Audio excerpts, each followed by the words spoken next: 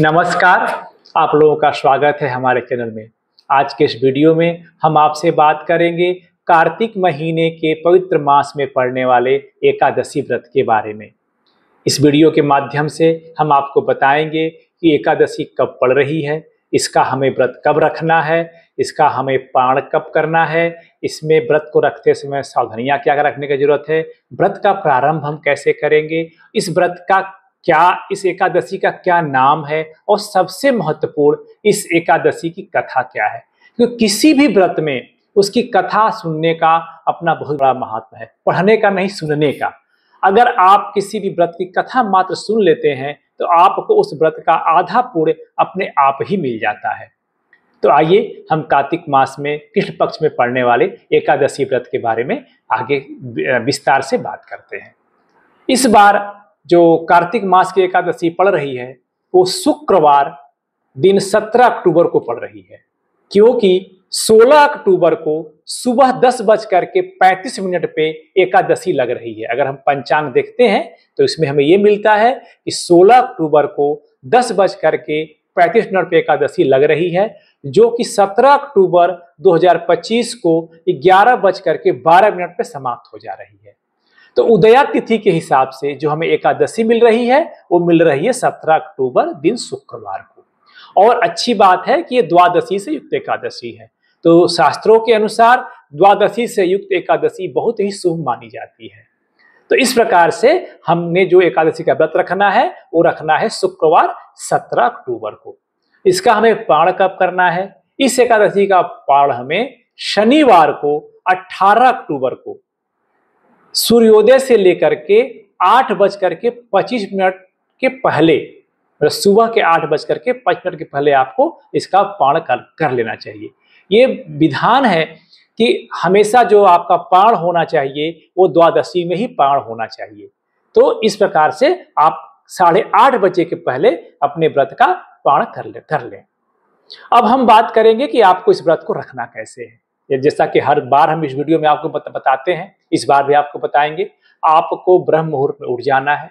उठ करके अपने दैनिक कर्मों से निवृत्त होकर के स्वच्छ वस्त्र धारण करके आपको अपने पूजा घर में आना है, जहां पूजा आप करते हैं। अगर आपके घर में पूजा घर नहीं है कोई बात नहीं, जहां भी आपके यहाँ कोई स्वच्छ स्थान हो वहां आना है। हाथ में थोड़ा सा जल लेना है। जल लेकर के आपको संकल्प लेना है। संकल्प कैसे लेना है? मैं अपना नाम ले लीजिए, अपने गोत्र का नाम ले लीजिए, स्थान का नाम ले लीजिए। आज कार्तिक मास के कृष्ण पक्ष के एकादशी तिथि को दिन शुक्रवार को भगवान श्री हरि विष्णु के आशीर्वाद निमित्त एकादशी व्रत का संकल्प करता हूं या करती हूं। अगर आपका कोई सकाम संकल्प है तो उस जो भी आपकी इच्छा हो उस इच्छा को लेते हुए इस इच्छा की प्राप्ति हेतु हम एकादशी व्रत का संकल्प करते हैं। करके वहां पे जल आप छोड़ दीजिए। अब आपकी एकादशी का संकल्प हो गया। अब इसके बाद आप भगवान श्री विष्णु का जो भी आप विधि विधान से पूजा करते हैं, पंचोपचार पूजन है, आपका षोडशोपचार पूजन है, जो भी आपके सामर्थ्य के अनुसार कर सकते हैं, अब आप उसको कीजिए। अगर नहीं कर सकते हैं तो भगवान श्री विष्णु का मानसिक पूजन कम से कम कर लीजिए। मानसिक पूजन में भगवान विष्णु का स्मरण कीजिए, उनको आप बुलाइए अपने मन में, और आप जो भी उनको मन से अर्पित कर सकते हैं आप उन्हें अर्पित करके उनका प्रणाम कर लीजिए। और श्री हरि विष्णु के जो नाम है, हमारे जो भी नाम आप ले सकते हैं, राम राम, कृष्ण कृष्ण, विष्णु विष्णु, ओम नमो भगवते वासुदेवाय, ओम नमो नारायणाय, ये सबसे महत्वपूर्ण कार्तिक मास का होता है मंत्र, ओम नमो नारायणाय। तो आप जो भी आप नाम ले सकते हैं, जितनी संख्या में आप ले सकते हैं उतनी संख्या में दिन भर आप इसका जप करते रहे मन ही मन। इस व्रत को रखना किसे है? सनातन धर्म को मानने वाले 8 वर्ष के उम्र के ऊपर के सभी स्त्री पुरुष को इस व्रत को रखना चाहिए। अगर जो लोग इस व्रत का नहीं रख सकते हैं, अर्थात जो वृद्ध हैं, बालक हैं, रोगी हैं, वो कम से कम इस दिन चावल का सेवन ना करें। अगर आप एकदम व्रत नहीं रख सकते हैं अपने कार्यवश या अपने शारीरिक क्षमता के अनुसार, तो कम से कम इस दिन चावल का सेवन आप ना करें। तो इस प्रकार से आपने जाना कि आपको व्रत कब रखना है, व्रत को आपको पारण कब करना है, इस व्रत को कैसे रखना है, और दिन भर आपको क्या करना है और क्या नहीं करना है। आपको कभी किसी को गलत वाणी नहीं बोलनी है, क्रोध नहीं करना है, कोई भी तामसिक वृत्ति के भोजन या चीजों को ग्रहण नहीं करना है, और हमेशा मन में प्रभु का नाम लेना है। तो आगे अब हम बात करेंगे इसकी कथा के बारे में, जो इसको सबसे महत्वपूर्ण बनाती है। सामान्यतया जो भी एकादशी व्रत की कथा है वो कहीं कहीं ये मिलता है उल्लेख कि अर्जुन ने भगवान श्री कृष्ण से इस कथा के बारे में पूछा था, कहीं कहीं उल्लेख मिलता है कि युधिष्ठिर ने भगवान श्री कृष्ण से इस कथा के बारे में पूछा था। तो चाहे युधिष्ठिर पूछें या अर्जुन पूछें, बट कथा भगवान श्री कृष्ण ने ही कही थी। तो आज हम आपको इस कथा के बारे में बात करेंगे। ये जो कथा है ये राजा मुचुकुंद की शोभन और चंद्रभागा की कथा है। तो आइए हम प्रारंभ करते हैं। एक समय की बात है, युधिष्ठिर और भगवान श्री कृष्ण बैठे हुए थे। युधिष्ठिर ने पूछा, हे माधव, हे भगवान, कृपया करके ये बताएं कि कार्तिक मास के कृष्ण पक्ष में पड़ने वाले एकादशी का क्या नाम है, इसका क्या महात्म्य है और इसमें किस देवता का पूजन किया जाता है, इस व्रत को करने से किस फल की प्राप्ति होती है, कृपया करके यह सब विधान पूर्वक कहिए। भगवान श्री कृष्ण ने कहा, हे राजन, कार्तिक मास के कृष्ण पक्ष की एकादशी का नाम रमा एकादशी है। इसका व्रत करने से सभी पापों का शमन हो जाता है। इसकी कथा इस प्रकार से है, कृपया ध्यान पूर्वक श्रवण करें। आप लोग भी इसको ध्यान पूर्वक श्रवण कीजिए। पौराणिक काल में मुचुकुंद नाम के एक राजा थे और उनका जो राज्य था बहुत ही विस्तृत था। इंद्र, वरुण, कुबेर, विभीषण आदि उनके मित्र थे। वो अत्यंत सत्यवादी तथा विष्णु भक्त थे। उनका राज्य बिल्कुल निष्कंटक था। उनकी चंद्रभागा नाम की एक कन्या थी जिसका विवाह उन्होंने राजा चंद्रसेन के पुत्र शोभन से कर दिया। वह राजा एकादशी व्रत का बहुत ही नियम से पालन करते थे। अर्थात ये जो मुचुकुंद जी थे ये एकादशी का मतलब बहुत ही नियम से पालन करते थे। उनके राज्य में सभी कठोरता से इस नियम का पालन करते थे। यहाँ तक कि उनके राज्य में पशु भी एकादशी के दिन कुछ नहीं खाते पीते थे। एक समय की बात है, शोभन अपनी ससुराल आया हुआ था। अर्थात जो मुचुकुंद थे उनकी पुत्री चंद्रभागा के पति जो शोभन थे वो अपने ससुराल आए हुए थे। वह कार्तिक मास का महीना था। उसी मास में महापुण्यदायिनी रमा एकादशी आ गई। इस दिन सभी व्रत रखते थे। चंद्रभागा ने विचार किया कि मेरे पति तो बड़ी दुर्बल हृदय के हैं, वे एकादशी का व्रत कैसे करेंगे, जबकि पिता के यहाँ तो सभी व्रत करते हैं और मेरे पिता और मेरे पति राजाज्ञा का पालन करेंगे तो उन्हें अत्यंत कष्ट की प्राप्ति होगी। जो चंद्रभागा थी उनको जिनका उसको भान था वही हुआ। राजा ने आदेश जारी किया कि इस समय उनका दामाद राज में पधारा हुआ है, अतः समस्त प्रजा विधान पूर्वक एकादशी का व्रत करे। जब दशमी आई तब राज में ढिंढोरा पीटा गया। उसे सुनकर शोभन अपनी पत्नी के समीप गया और बोला, हे प्रिय, तुम मुझे कुछ उपाय बताओ, क्योंकि मैं उपवास नहीं कर सकता। यदि मैं उपवास करूंगा तो अवश्य ही मेरी मृत्यु हो जाएगी। पति की बात सुनकर चंद्रभागा ने कहा, हे स्वामी, मेरे पिता के राज्य में एकादशी के दिन कोई भी भोजन नहीं करता। यहाँ तक कि हाथी, घोड़ा, ऊंट, पशु आदि भी तीर्ण, अन्न, जल आदि ग्रहण नहीं करते हैं। तो भला मनुष्य कैसे भोजन कर सकते हैं? यदि आप उपवास नहीं कर सकते तो किसी अन्य स्थान पर चले जाइए, क्योंकि यदि आप यहाँ रहेंगे तो आपको व्रत अवश्य ही करना पड़ेगा।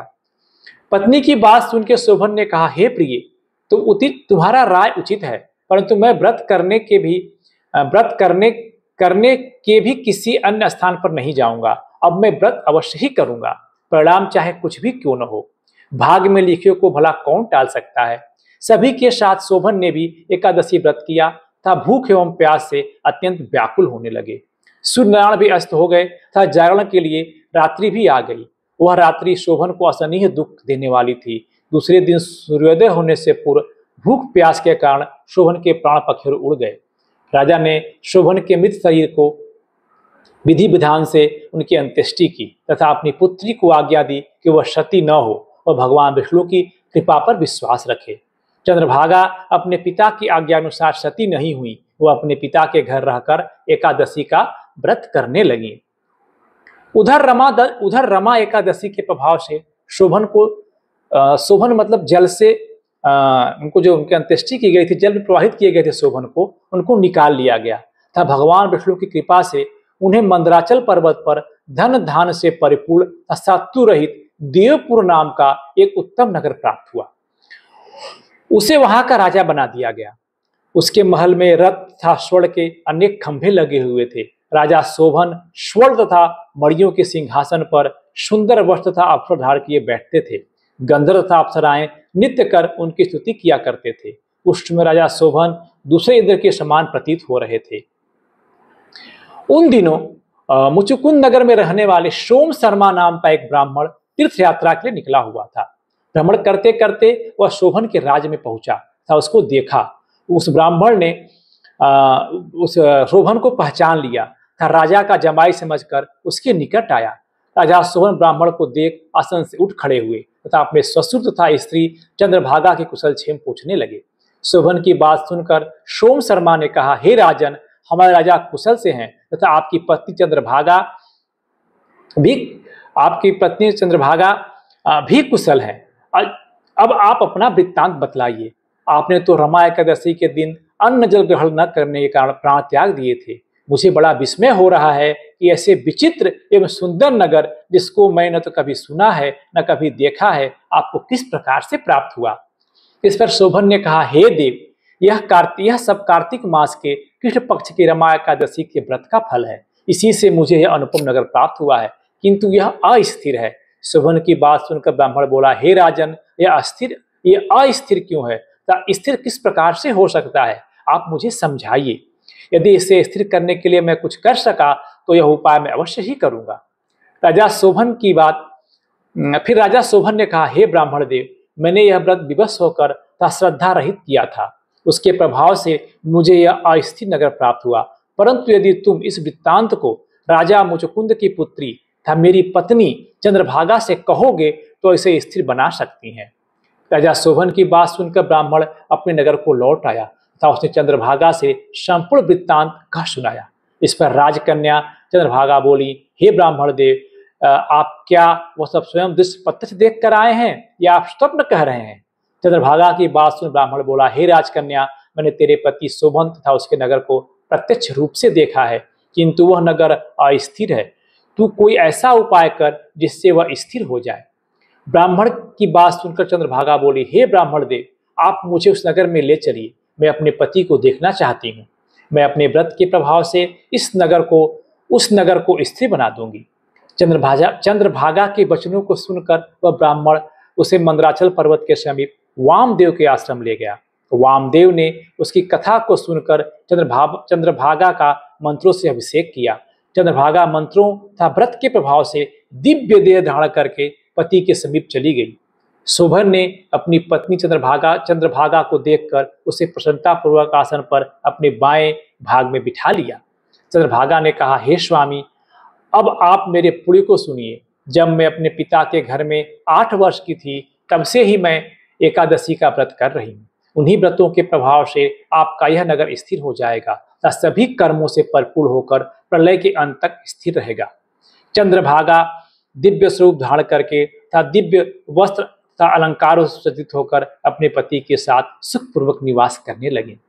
तो हे राजन, भगवान श्री कृष्ण ने कहा, हे राजन, यह मैंने रमा एकादशी का महात्म्य कहा है। जो मनुष्य रमा एकादशी के व्रत को करते हैं, उनके सभी पाप नष्ट हो जाते हैं। जो मनुष्य रमा एकादशी का महात्म्य सुनते हैं, वह अंत समय में विष्णु लोक को जाते हैं। तो इस प्रकार से इस कथा का जो सार है कि भगवान श्री हरि विष्णु जो हैं वो अत्यंत दयालु व क्षमावान है। श्रद्धा पूर्वक या विवश होकर भी यदि कोई उनका पूजन या एकादशी का व्रत करता है तो उससे भी उत्तम फल प्रदान करते हैं। परंतु मनुष्य को चाहिए कि भगवान का पूजन पूर्ण श्रद्धा से करे। शोभन अपनी पत्नी द्वारा श्रद्धा पूर्वक किए गए एकादशी व्रतों के कारण अपने राज्य को स्थिर कर सका। ऐसी सुकर्मा पत्नी भगवान श्री कृपा से ही प्राप्त हो सकती है। तो इस प्रकार आपने जाना कि एकादशी व्रत का क्या महात्मा है और रमा एकादशी का क्या महात्मा है। तो मैं उम्मीद करता हूं कि हमारे द्वारा बताई गई जानकारी आपको अच्छी लगी हुई होगी। अगर आपको अच्छी लगी है तो इसे आप दूसरों को शेयर करें, आप इसे खुद लाइक करें, और अगर आपने अभी तक मेरे चैनल को सब्सक्राइब नहीं किया है, सब्सक्राइब कर लें, ताकि जब भी मैं कोई इस तरह का अपडेट आपको दूं, आप तक तुरंत पहुंच सके। तो भगवान श्री विष्णु आप सभी लोगों का कल्याण करें तथा आप अपने इस जीवन में सुख, समृद्धि और संपन्नता के साथ रहें।